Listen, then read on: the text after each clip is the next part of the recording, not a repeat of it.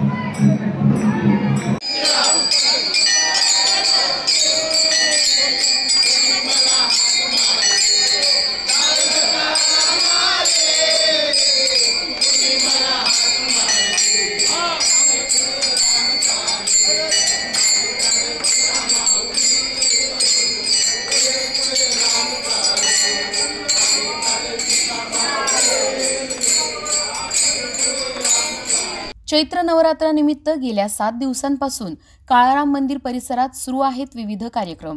सकाळपासूनच भाविकांची दर्शनासाठी मोठी गर्दी।